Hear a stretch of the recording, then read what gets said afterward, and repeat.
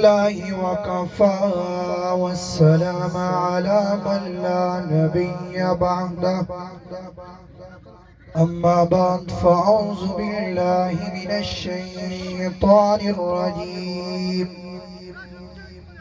بسم الله الرحمن الرحيم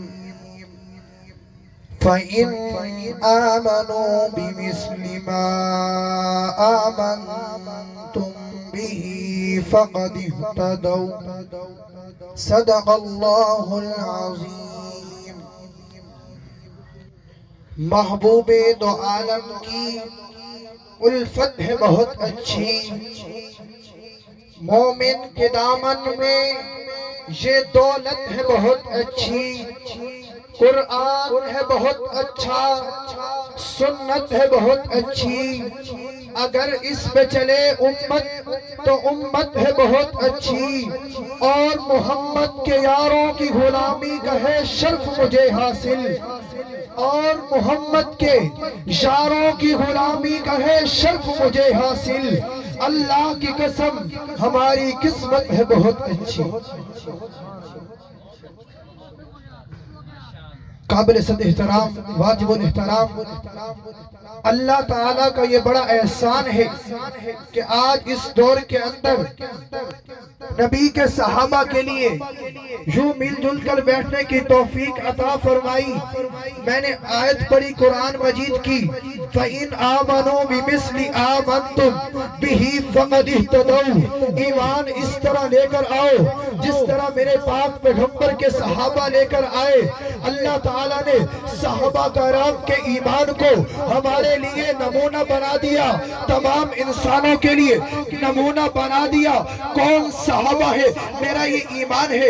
اللہ تعالیٰ قرآن میں فرماتا ہے صحابہ کون؟ جس جو پیغمبر کے طریقوں پر چلے، اور اللہ تعالیٰ قرآن میں کہتا ہے پہلا صحابی کون ہے؟ ابو بکر۔ یہ سب کا ایمان ہے لا یمسہ الا المطہرون، کہ قرآن مجید کو چھونے سے پہلے جسم کا پاک ہونا ضروری ہے۔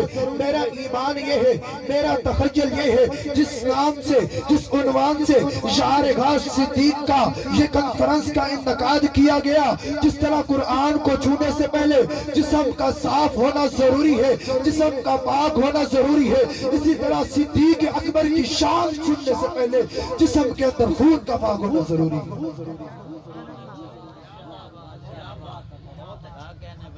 ہجرت کے موقع پر پاک پیغمبر نے حضرت علی رضی اللہ تعالیٰ عنہ کو بلایا، فرمایا علی جی یا رسول اللہ میرے بستر پر سو جائیے، جی یا رسول اللہ یہ امانتیں ہیں مکہ والوں کی، اور مکہ والوں کی امانتیں جا کے پہنچا دینا۔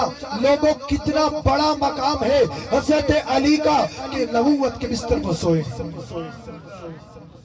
کہا کہ یہ مکہ والوں کی امانتیں ہیں، جا کے انہیں واپس کر دینا، انہیں پہنچا دینا، اور واقع مقام پر آ جانا، میں آپ کا انتظار کروں گا۔ میں اپنے تخیل میں کھڑا ہوا، اے حضور آپ بھی تو رب کی امانت ہے، مکہ والوں کی امانتیں تو حضرت علی کے حوالے کرتے جا رہے ہیں، اور رب کی امانت کس کے حوالے کرتے جا رہے ہیں؟ حضور نے فرمایا مکہ کال والوں کی امانتیں علی کے پاس، اور رب کی امانت صدیق اکبر۔ چلے ابو بکر صدیق کے دروازے پر حضور پہنچے، دستک دی، ابو بکر نے دروازہ کھول دیا۔ حضور کے آنے سے پہلے ہی دروازہ کھول دیا۔ میں اپنے تخیل میں کھڑا ہوا، ابو بکر آپ پوچھتے تو صحیح من دقل باب، دروازے پر کون آیا ہے؟ آپ نے آنے سے پہلے ہی دروازہ کھول دیا ہے۔ ابو بکر کہتا ہے ارے تو نے سنا نہیں، جب حضور کے انداز کو صدیق نہ پہچانے تو کون پہچانے؟ حضور کے انداز کو صدیق نہ پہچانے تو کون پہچانے گا؟ پاک پیغمبر نے فرمایا ابو بکر ہجرت پہ جانا ہے. نہیں پوچھا ابو بکر نے کہاں جانا ہے, یہی کہا کہ حضور نے جانا ہے. ابو بکر نے نہیں پوچھا کہاں جانا ہے, کیا کام ہے, کوئی انتظام ہے. ابو بکر نے فرمایا حضور چلیے. چلتے گئے, سور کا سفر شروع ہوا. ابو بکر صدیق نے اپنے کندھوں پہ اٹھایا ہوا ہے, حضور کو اپنے کندھوں پہ اٹھایا ہوا ہے, لے کر چلتے جا رہے ہیں. غار سور کے اوپر پہنچتے ہیں. غار سور کے اوپر جا کے ابو بکر صدیق حضور کو نبوت کو کندھوں سے اتارتے ہیں. پہلے غار میں داخل ہوتے ہیں, دیکھتے ہیں تمام سوراخ ہیں. اپنا کرتا اپنا چادر اتاری, سوراخوں کو بند کیا. ایک سوراخ رہ گیا, وہاں پر ابو بکر صدیق نے اپنی ایڑی لگا دی. پھر اپنا کرتا اتارا, کرتا اتار کے اس کا تکیہ بنایا, گود کے اندر رکھا اور حضور کو بلایا. حضور آئے, آرام فرمائیے. حضور کا سر اقدس ابو بکر صدیق کی گود میں ہے.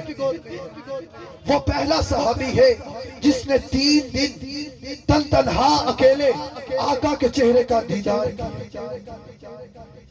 اور آقا کا سر اقدس ابو بکر صدیق کی گود میں ہے. ابو بکر یوں آہستہ آہستہ آقا کے چہرے کو دیکھ رہا ہے, یوں آہستہ آہستہ آقا کے چہرے کو دیکھ رہا ہے.